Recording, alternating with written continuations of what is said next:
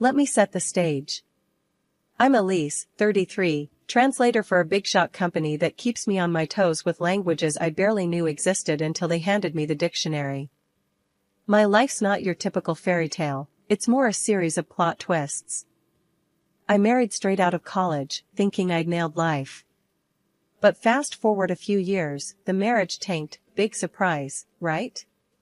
But it gave me the best thing ever, my daughter Lily, a spitfire at 8, who has more wit in her pinky than most do in their entire head.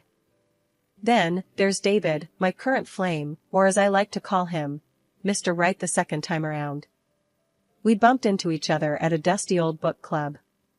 He was arguing about Hemingway's love of brevity, and I was all in for Fitzgerald's flair.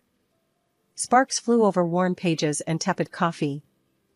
That was the start of endless debates and coffee dates. A year down the road, David popped the question at the same dingy coffee shop, with a ring as understated as our meeting. "Elise, will you?" He had started, all nervous, which wasn't his usual confident self. "Make your coffee every morning? Only if you promise to pick up your socks," I quipped, before slipping in a serious, "Yes, I will." But, as luck would have it, not everyone was popping champagne and tossing confetti. Enter Mrs. Thompson, David's mother, a tough nut with a stare that could curdle milk. The first time I met her, she looked me up and down like I was a sofa she regretted buying. "So, you're the one David can't stop yapping about," she had said, her voice sharp as a knife. "Guilty as charged. And you must be the famous Mrs. Thompson. David says you make the best cherry pie in town." From that day on, every visit was a chess game. She'd check my moves, always ready to declare a checkmate. But David was a gem. He'd squeeze my hand under the table, his way of saying, "Ignore her, I'm right here." One day, lounging on our rickety deck while David flipped burgers on the grill, he brought it up. "Mom's a bit old school, Elise. She's all about family legacy and that jazz." "Yeah, and she's got it in her head that I'm done having kids. Thinks Lily's it and worries about the precious family line," I'd replied, the frustration bubbling up. David had put down the tongs, his face serious for once. I know. She's worried you won't want more kids. But whatever we decide, it's our business, not hers." Despite the gloom cast by David's mom, our wedding day was everything I'd hoped it would be, modest, but filled with joy. My daughter Lily was dolled up in a cute pink dress, practically floating around the venue, her laughter a melody that softened even the sternest hearts. Everyone we loved was there, smiling and cheering, except for one. Mrs. Thompson sat through the entire event with a face like she'd sucked on a lemon. She didn't even get up to congratulate us. Living with David, it felt like we'd hit the jackpot: warm, cozy evenings, and the constant buzz of a happy, albeit small, family. But as much as our home was filled with love, there was always an undercurrent of tension, thanks to one persistent storm cloud, Mrs. Thompson. One Saturday morning, while David was out running errands, Mrs. Thompson decided it was a good time to drop by unannounced. The doorbell rang just as Lily and I were in the middle of a heated Uno match. "Grams!" Lily shouted, dropping her cards and racing to the door. I followed more slowly, steeling myself. "Mrs. Thompson, what a surprise," I said, my voice polite but cool. She brushed past me without a greeting, her eyes sweeping the room like she was the health inspector and we were a restaurant on the brink of being shut down. "I was just in the neighborhood," she said, though we both knew she lived on the other side of town. "Thought I'd see what you all were up to without David around to supervise." As I headed to the kitchen, I heard her start in on Lily. "So, young lady, has your mother been keeping you busy, or are you just lazing around the house all day?" "We were playing Uno, and I was winning," Lily responded with a confidence I wished I could muster. "That's no real skill, is it? Why don't you read something more stimulating?" I returned with her tea, placing it on the coaster with a little more force than necessary. "Lily's top of her class, Mrs. Thompson. Uno's just for fun."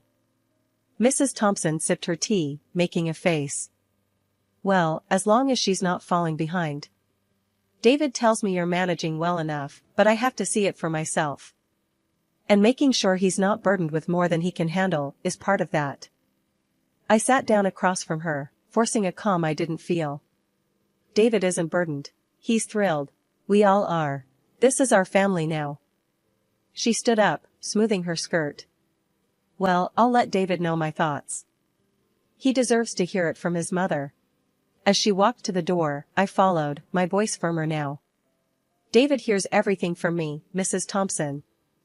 We don't keep secrets or run reports to parents. We're adults, building a life together. She paused at the door, her back to me. Just remember, Elise. I'm his mother. My approval might not mean much to you, but it means a lot to him. Trying to get along with Mrs. Thompson was like trying to smooth a crumpled paper. No matter how hard you try, the lines are always there. But for David's sake, I kept at it. One evening, I decided to host a dinner. Nothing fancy, just a casual thing to maybe melt some of that ice. I'm making your mom's favorite tonight, cherry pie. Think it'll win her over? I asked David as he helped me set the table. David chuckled, straightening a fork. Mom's tough, but nobody can resist your cherry pie. Just take it easy, yeah? She can be, a lot. The plan was simple. Dinner at 6, pie for dessert, and hopefully some kind of truce by the end of the night. But as luck would have it, just as I pulled the pie out of the oven, looking golden and perfect, Lily's school called. Mom, it's Miss Carson. She says I left my project at school, and it's due tomorrow. Lily's face was a mix of panic and hope. Okay, we'll go get it. Can't have all your hard work go to waste, I said, glancing at the clock. Mrs. Thompson would be here any minute. I scribbled a quick note for her, just in case we missed each other. Back in 8. Make yourself at home. We rushed to the school and back, making it in just under 20 minutes. When we walked in, Mrs. Thompson was seated at the table, looking like she owned the place. David was pouring her a glass of wine. Dinner went by with the usual small talk. How's work, how's school, the weather, safe topics that kept the night from turning into a minefield. Then came the pie. I served everyone a generous slice, smiling a bit too eagerly. Hope it's as good as you remember, Mrs. Thompson. We all took a bite, and immediately, Lily's face scrunched up. Ugh, Mom, this tastes weird. Confused, I took a bite myself. My mouth was assaulted by a blast of salt and sour, a far cry from what I'd prepared. I looked up at Mrs. Thompson, who was watching me with a smug look. This doesn't taste right, Elise. Did you follow the recipe properly? She asked, her voice dripping with condescension. Of course, I made it just like... I started, but then it hit me. She had been alone in the house. My eyes narrowed. David, noticing the tension, jumped in. Maybe it's just a bad batch of cherries? Let's not sweat it. How about we order some pizza instead? Sounds great, I managed to say, my eyes still fixed on Mrs. Thompson. After David went to order the pizza, Mrs. Thompson leaned in close and whispered, maybe next time you'll think twice before leaving me alone in your kitchen. I was stunned. She had actually sabotaged the pie. I kept my cool, though. Is this how you want to play it? Just making sure you know where you stand, she hissed back. The rest of the evening was a blur. Pizza came, we ate, and Mrs. Thompson left soon after, not a word about the pie. David seemed oblivious, happy even that we'd managed to salvage the night with takeout. Life after the pie incident felt like walking on eggshells, especially whenever Mrs. Thompson was around. But David, bless his heart, thought a change of scenery might do us some good. So, out of the blue, he comes home one evening, all smiles, waving a set of plane tickets, like he's won the lottery. Guess what, Elise? We're going on vacation.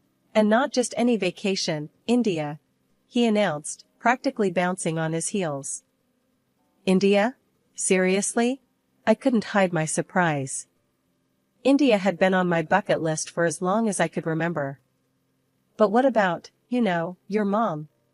David's face fell a bit, then he shrugged. Well, she's coming too. Thought it'd be good for all of us to spend some quality time together, bond a bit. I sighed, already dreading the drama, but not wanting to burst his bubble. Alright, if you think it's a good idea. When do we leave? In 2 weeks. I got it all planned out. We'll see the Taj Mahal, ride elephants, the whole 9 yards. His enthusiasm was infectious, and despite my reservations, I found myself getting excited about the trip. The weeks leading up to the trip were a whirlwind of planning and packing. Lists, shopping, more lists. The night before we were set to leave, David and I sat down with a map and a guidebook, marking out all the spots we wanted to visit. You really think your mom is going to ride an elephant? I joked, trying to keep the mood light. David laughed. I'd pay good money to see that. The day of the departure was chaotic. Bags everywhere, Lily running around in excitement, and Mrs. Thompson, well, she was her usual self, complaining about everything from the weight of her luggage to the timing of the flight. Why does it have to be so early? And why India? It's so far and exotic, she grumbled as we loaded up the car. Mom, come on, it's an adventure. Elise has always wanted to see India. We're going to have a great time, David tried to reassure her, giving me a wink. At the airport, Mrs. Thompson's mood hadn't improved. She fussed over her boarding pass, her seating arrangement, the lack of her preferred magazine at the airport shop. On the plane, Mrs. Thompson ended up seated separately from us, much to everyone's relief. She had managed to argue her way into an aisle seat closer to the front, away from our block of 3. As we soared above the clouds, heading towards an unknown experience, I couldn't help but wonder if this trip would bring us closer together or drive a deeper wedge. But ready or not, India awaited, and with it, a journey that was sure to be unforgettable. India was nothing short of an eye-opener, colors, chaos, and smells that could knock you sideways if you weren't careful. We'd been having the time of our lives, except, of course, for Mrs. Thompson, who found something to complain about at every turn. Still, David, Lily, and I were making the most of it, soaking up every experience. After a long day of sightseeing, we were back at the hotel, exhausted but happy. I was unpacking some of our stuff when I noticed Lily looking guilty, fidgeting next to her suitcase. What's up, Bug? You look like you're sitting on a secret, I nudged her gently. She bit her lip, then pulled out a package from her bag. Mom, look. Grandma gave this to me at the airport and told me to keep it a secret. She said it was a snack for when I get hungry. My heart sank as I saw the package. It was bacon. Lily, sweetheart, you know we can't bring meat into the country like this, right? It's against the law here. Lily's eyes widened, teary. I didn't know, Mom. Grandma said it was okay. Just then, David walked in. What's going on here? He asked, seeing the upset looks. I handed him the package, my voice tense. Your mom snuck this into Lily's bag. It's bacon, David. What? No, she wouldn't. His voice trailed off as he looked from the bacon to Lily's upset face. Dad, I'm sorry. I didn't mean to do anything bad, Lily cried out. David knelt down and hugged her. It's not your fault, honey. You didn't know. He looked up at me, worry creasing his forehead. Elise, what are we going to do? First, we get rid of this properly. Then, we need to have a serious talk with your mother, I said, more annoyed than ever. David nodded, still shocked but supportive. Yeah, okay. Let's handle this. We managed to dispose of the bacon without any issues, thankfully. But the mood was set for a confrontation. We found Mrs. Thompson in the hotel lounge, sipping tea as if she hadn't a care in the world. Mom, can we talk? David's tone was firm as he approached her, a sign he meant business. Mrs. Thompson looked up, her expression wary. What is it now, David? Can't you see I'm trying to relax? David didn't waste any time. Why did you give Lily bacon to bring here? You know that's illegal. It could have gotten us in serious trouble. Mrs. Thompson scoffed, rolling her eyes. Oh, please, it was just a few slices. You're making a mountain out of a molehill. It's not about the quantity, Mom. It's about following the law. And putting Lily in that position? Really? David's frustration was palpable. I stepped in, unable to hold back. Mrs. Thompson, what were you thinking? Putting your granddaughter in such a risky situation, just for what? A snack? She bristled, defensive. I was thinking of my granddaughter, unlike you, who drags her halfway across the world to places like this. That's enough, Mom. You're not making any sense, and what you did was wrong. Plain and simple, David cut her off. The conversation went around in circles for a while, with Mrs. Thompson refusing to see reason. But David stood his ground, and I couldn't have been prouder. Later that night, in our room, David apologized for his mother's behavior again. I'm sorry, Elise. I never thought she'd go this far. It's not your fault, David. But we need to be more careful with her. Who knows what else she might pull, I said, the day's events weighing heavily on my mind. David nodded, pulling me close. We'll handle it, together. No more secrets, no more sneaking around. We're a team, right? Right, I agreed, feeling a bit better knowing we were in this together. Still, as I watched Lily sleep peacefully, unaware of the storm her grandmother had almost caused, I knew this trip was going to be more than just a vacation. It was a test of our family's resilience. Our trip to India turned out to be way better than I feared. We saw incredible places, and even Mrs. Thompson kept her cool, which made me think maybe I had been too harsh on her. By the end of our trip, I was almost relaxed about her being around us. Maybe, just maybe, we could all get along after all. The day we were to head back, everything seemed smooth. We were at the airport, luggage in tow, checking off the last items from our travel list. That's when Lily tugged at my sleeve, her face scrunched up a bit. Mom, I need to go to the bathroom, she whispered. Sure, sweetie. Let's go, I replied, turning to Mrs. Thompson. Could you hold my bag for a minute? She smiled, a bit too sweetly. Of course, dear. Handing over my bag, I led Lily to the restroom, thinking nothing of it. When we came back, Mrs. Thompson was standing there, a triumphant smirk playing on her lips as she handed back my bag. Thanks, I muttered, but something about her expression set off alarms in my head. I didn't dwell on it, just handed the bag to David. Here, can you take this through? My hands are full. Sure thing, he said, slinging it over his shoulder as we headed to the security checkpoint. Lily and I passed through first, easy and clear. I waited on the other side, watching as David placed the bag on the conveyor belt. That's when everything went sideways. The security officers at the monitor started whispering urgently, pointing at the screen before motioning David aside. 2 more officers approached, their faces stern. What's going on? I called out, stepping closer, but a security officer held up a hand to stop me. Ma'am, please wait here, he said. Panic clawed at my chest as I watched them talk to David, his face growing paler by the second. Then, without warning, they escorted him to a small room off to the side.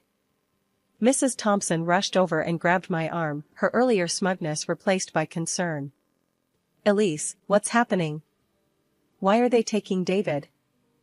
I pulled my arm away, keeping my voice steady, despite the chaos. I gave him my bag to carry through the scanner. They found something in it, something that shouldn't have been there. Her eyes widened, and for a second, I saw fear flicker across her face. Without another word, she tried to follow the officers who took David, but the customs officials stopped her. That's when she lost it, her composure cracking like thin ice underfoot. It was me. I did it. I put those things in her bag, she shouted, trying to push past the officers. The officers, now alert to a deeper issue, brought her back to where I was standing. They started asking rapid-fire questions. It was then that Mrs. Thompson broke down completely, crying and shaking as she confessed. While Elise was with her daughter, I put the money and medicines in her bag, she sobbed, her voice echoing in the busy airport. I wanted her to get caught, to be held back here while we went home. I couldn't believe what I was hearing. It was one thing to suspect your mother-in-law didn't like you, but another to hear her admit to framing you. The customs officers took us all aside to sort through this mess. As we stood there, with officers buzzing around, taking notes, Mrs. Thompson turned to me, tears streaming down her face. "Elise, I'm so sorry. I thought if you were out of the picture, David would come back, that he'd realize his mistake. But I was wrong, so wrong. Please, can you forgive me?" I stared at her, feeling a mix of anger and pity. "You didn't just make a mistake. You almost ruined our lives." The officers had listened to everything, and after confirming the story with the surveillance footage, they decided to release David. He came back to us, his face a mask of shock and relief. When he saw his mother in handcuffs, something inside him seemed to break. "Mom, how could you?" His voice was barely a whisper, but it cut through the noise around us like a knife. "I wanted to protect you," Mrs. Thompson cried, trying to reach out to him. The police took Mrs. Thompson away to process her for the crimes she admitted to, leaving us in a bubble of stunned silence. As we headed to the gate to catch our rescheduled flight, I leaned on David, the events of the day replaying in my mind. His mother's actions were unforgivable, and as we walked, a plan began to form on how we would move forward, how we would rebuild the trust and safety that had been so severely shattered. Back home, the silence of our living room felt like a stark contrast to the chaotic noise of the airport police station. David and I sat with cups of tea that had long gone cold, the events of the past few days settling around us like dust after a storm. David broke the silence first, his voice low and weary. "I can't believe she'd go that far, Elise. I'm sorry you had to go through all that, because of her." I looked over at him, seeing the strain in his eyes. "It's not your fault, David. But we do need to think about how we move forward from here. We can't let this slide." "Yeah, I know." He leaned forward, resting his elbows on his knees. "The lawyer mentioned a restraining order might be necessary. Given everything, I think he might be right." It was a tough pill to swallow, the idea of legally barring his mother from our lives, but it was a measure of the severity of her actions. It would give us peace of mind, at least. She needs to understand the consequences of her actions, legally and personally. David nodded, rubbing his face with his hands. "Yeah, I'll call him tomorrow. Get it started. It's just hard, you know? She's my mom." I reached out, taking his hand. "I know she is. And this doesn't mean you don't love her. But we have to protect our family, David. We have to protect Lily." A few days later, the restraining order was in place. It was a surreal feeling, knowing that it had come to this. When David told Lily, he did it in a way that was gentle, but honest. "Grandma made some very bad choices, and for now, we need to make sure we're all safe," he explained to her. Lily nodded, her understanding far beyond her years. "Is Grandma going to be okay?" she asked, her small voice full of concern. "We hope so, sweetheart. We hope she gets the help she needs," I added, pulling her into a hug. Life started to settle into a new kind of normal.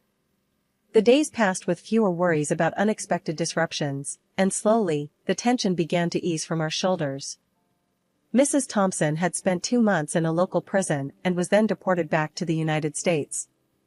The image of her, desperate and broken, was stark, but it was her actions, not mine, that led us here. Days passed, and the ripple effects of Mrs. Thompson's actions were felt throughout our wider circle of family and friends. People who had once been fixtures in our lives began distancing themselves from her. Her betrayal wasn't just personal, it was profound, affecting everyone connected to us. She lived alone now, isolated by her own deeds. It was a harsh reality, but a self-inflicted one. One evening, as we sat watching a movie together, wrapped in blankets and sharing a bowl of popcorn, David paused the movie and looked over at me. "Elise, I've been thinking a lot about everything that's happened. And I just want to say thank you. For being so strong, for being the rock for this family." I smiled, leaning into him. "I do it for us, for all of us." Because that's what you do when you love someone, you stand by them. As we resumed the movie, I looked over at Lily, her eyes heavy with sleep, safe in the knowledge that she was loved and protected. Reflecting on everything, I realized that family isn't just about the good times. It's about who stands with you during the trials, who holds your hand when the path gets rocky.